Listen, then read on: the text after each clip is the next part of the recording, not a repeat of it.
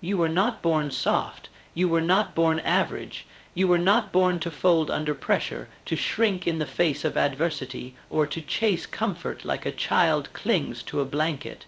You were born into war, the war of the mind.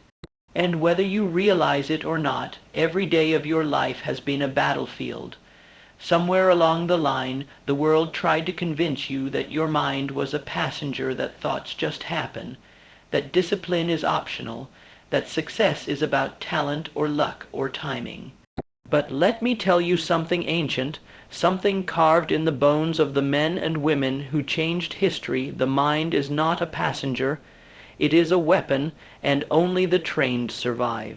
Thomas Edison, with thousands of failed experiments, did not light the world because he had a dream. He lit the world because he forged a mind that did not accept defeat. Lincoln, crushed by failures, personal tragedies, and relentless political losses, did not lead a nation because fate was kind. He led because his mind was trained to see through the chaos and command purpose through pain. They trained their minds like warriors, and that is what you must do now, because the truth is, most people never make it, not because they're weak, but because they never learn how to fight. They wake up and surrender to the first thought that enters their head. They check their phones before they check their purpose. They react before they reflect. They give up before they ever give themselves a real chance. But not you, not anymore. You came here to rise, to wake up, to remember who the hell you are and who you're meant to become. And that begins by taking your mind back from the noise, from the fear, from the mediocrity you've been breathing like air. You don't train a warrior with comfort. You train them with fire. Steel doesn't sharpen in silence. It screams under the grindstone, and your mind must scream. It must be stretched, challenged, pressured, tested, because only then does it harden into something unbreakable. Let the others chase comfort. Let them scroll their lives away, waiting for inspiration. You will build your mind into a fortress. And when storms come, and they will, you will not flinch. You see, the world bows to the man or woman who has trained the mind to lead, not follow, to create, not complain, to endure, not escape, to see clearly, act boldly, and move forward with fire when others freeze. It begins with belief, and not the fluffy, feel good kind. I'm talking about unshakable, all-consuming belief, the kind that defies logic, that persists when the evidence says quit, the belief that refuses to let your past decide your future. When Henry Ford said, "I'm going to build a car that every man can own," the world laughed. He had no support, no factory, no roadmap, but what he did have was a mind trained to believe so relentlessly that it restructured reality to match the vision. You've got to understand, belief is not a mood. It's not a lucky burst of optimism. It is a muscle, and like any muscle, it gets stronger with resistance. You train belief by moving in the dark, by taking the step before the path appears. You train it every time you choose persistence over pity. You train it every time you hear no and say, "Watch me." You train it when you get knocked down and rise harder than before. But belief alone is not enough. You must also develop clarity, clarity of vision, clarity of self, clarity of direction. Clarity is what separates the disciplined from the distracted.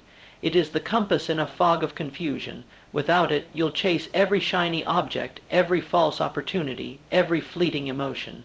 You'll live your life reactive instead of relentless.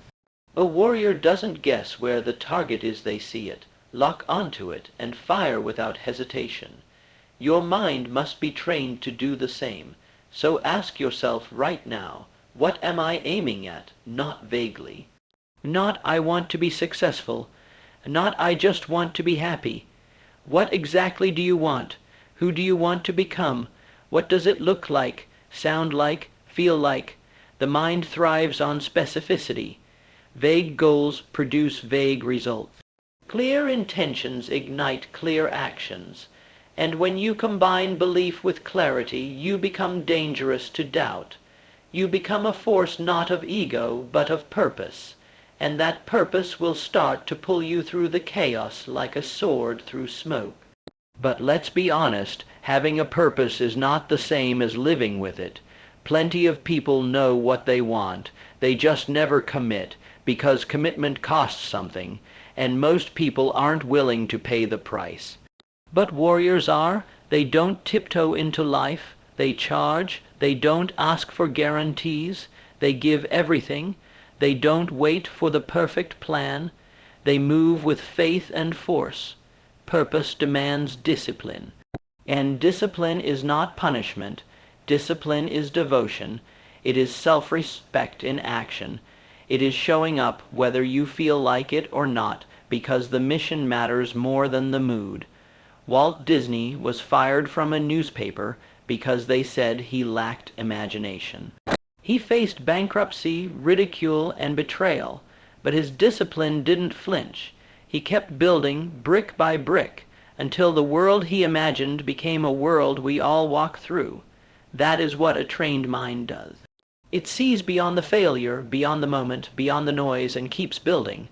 And you must now build your daily rituals like weapons. Your habits are your army, and every day you train them, you prepare for war. Because make no mistake, the war is coming. In fact, it's already here. The war is in your excuses. The war is in your laziness. The war is in your delay, your doubt, your distraction, and no one is coming to save you. This is your fight, but you've got something most people forgot. You've got the power to take command. Let the world do what it does. You build, you grind, you focus, you rise, because the warrior doesn't train for when life is easy. The warrior trains so that when life breaks, they don't.